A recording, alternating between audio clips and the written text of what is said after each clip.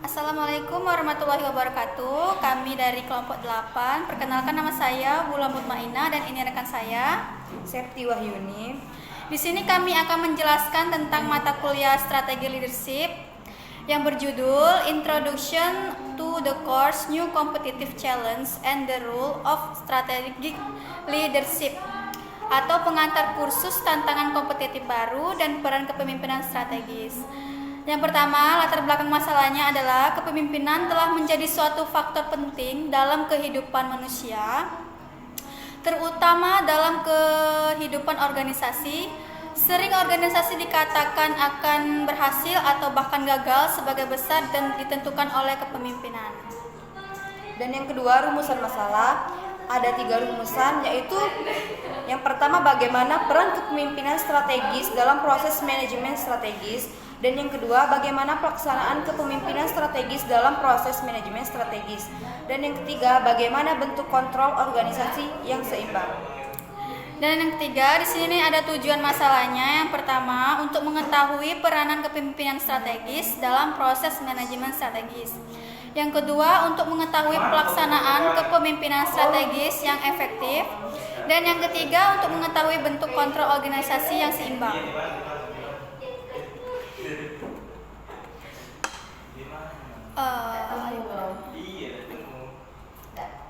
Rumusan masalah. Yang pertama, bagaimana peran kepemimpinan strategis dalam proses manajemen strategis. Kepemimpinan strategis merupakan suatu keadaan untuk menggerakkan, mempengaruhi, dan dapat menanamkan kepercayaan orang lain atau sekelompok orang untuk bekerja sama mencapai tujuan tertentu. Kepemimpinan strategis bersifat multifungsional, terutama melibatkan pengelolaan melalui orang lain dan membantu organisasi untuk menghadapi perubahan yang tampaknya berkembang secara berhubungan dengan lingkungan global. Kepemimpinan strategis adalah suatu proses yang memberikan arah dan inspirasi yang diperlukan untuk membuat dan melaksanakan visi organisasi, misi, dan strategi untuk mencapai tujuan organisasi.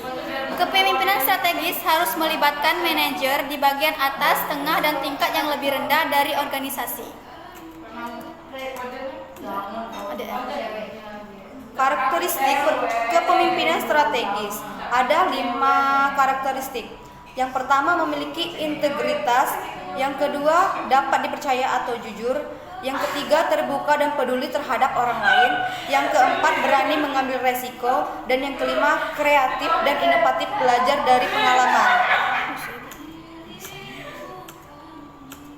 Di sini adalah manajer sebagai sumber daya organisasi. Jadi para manajer itu sering menggunakan penilaian mereka ketika mengambil keputusan-keputusan yang berkaitan dengan implementasi strategis dan efektif. 2. Pelaksanaan kepemimpinan strategis dan efektif. Ada 4. Yang pertama, mendayagunakan dan memelihara kompetensi inti. Kompetensi inti merupakan sumber daya dan kapabilitas yang menjadi sumber keunggulan bagi perusahaan dan persaingan. Yang kedua, mengembangkan sumber daya manusia. Sumber daya manusia adalah pengetahuan dan keahlian dari seluruh satuan perusahaan. Yang ketiga, mempertahankan organisasi yang efektif. Kultur organisasi terdiri dari serangkaian ideologi atau nilai-nilai yang bersifat kompleks dalam melakukan bisnis. Dan yang keempat, organisasi kewirausahaan itu adalah untuk mendukung usaha, mengajar peluang usaha, khususnya dalam perusahaan besar.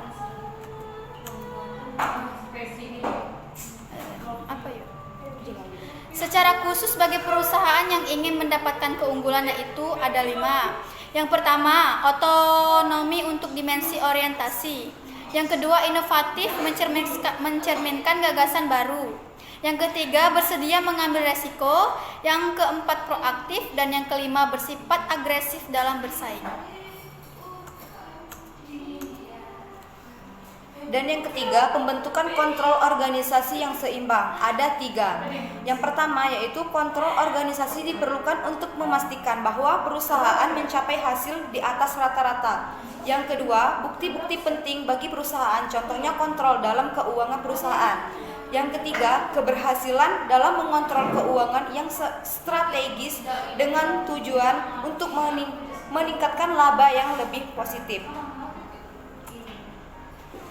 Pelaksanaan kepemimpinan strategis efektif dilihat dengan struktur. Yang pertama, menentukan arah yang strategis. Yang kedua, memanfaatkan dan mempertahankan kompetensi inti. Yang ketiga, mengembangkan modal manusia. Yang keempat, mempertahankan budaya organisasi yang efektif. Yang kelima, menentukan praktek etika. Dan yang keenam, menciptakan keseimbangan kontrol organisasi. Mengubah kultur organisasi dan rekayasa teknologi bisnis. Mengubah kultur organisasi lebih sulit daripada memeliharanya, tetapi para pemimpin strategis yang efektif mengetahui kapan perubahan itu diperlukan.